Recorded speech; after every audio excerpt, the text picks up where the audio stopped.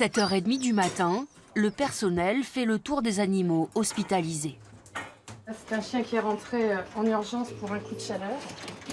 Avec l'arrivée du printemps, ce chien, un brachycéphale, a été promené plus longtemps que d'habitude alors qu'il est peu enclin à l'exercice physique.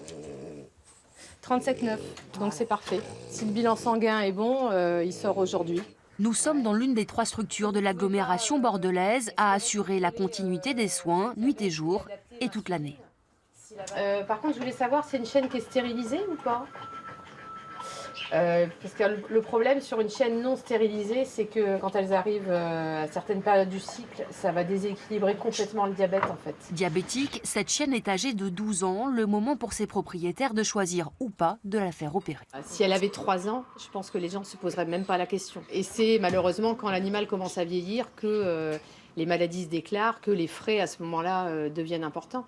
Si en Grande-Bretagne, les mutuelles pour chiens sont répandues, en France, ces assurances se développent à peine. Les frais sont donc à la charge du client. Comptez 250 € pour cette stérilisation. Ce sont les 2 ovaires. C'est le genre d'intervention qu'on fait quotidiennement.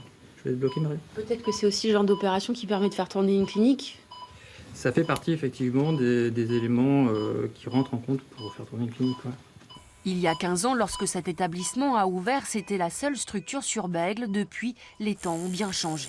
Il y a de la concurrence avec des structures qui s'ouvrent un peu partout et ça crée des tensions entre les vétérinaires. Ça peut être bénéfique pour le propriétaire parce qu'il va avoir plus d'offres, des prix peut-être qui vont baisser, plus de compétences, plus de personnes différentes.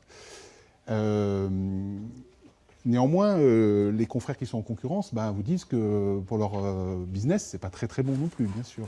La clinique a jusqu'ici fait le choix de ne proposer que de la chirurgie générale, comme cette intervention sur une hernie inguinale, ou plus surprenant, sur les dents de ce lapin. Elles sont un peu striées, elles ont tendance à se déformer comme ça sur le côté.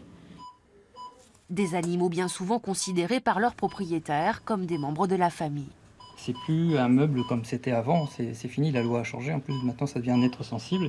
On calque un peu ce qui se fait en humaine maintenant parce qu'il faut prévenir les propriétaires de ce qui peut arriver ou pas. Ça se passe toujours très bien. Bon, par principe, on prévient toujours.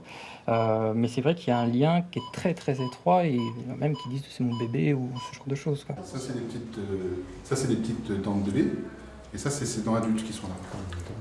D'accord ? Vous voulez la mettre par terre un peu qu'elle se détende peut-être ? Vous l'appelez ma fille. Ma fifi.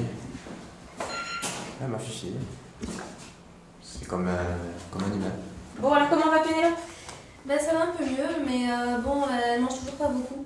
À l'appétit, c'est toujours pas ça ? Ouais, alors je sais pas si c'est encore des caprices.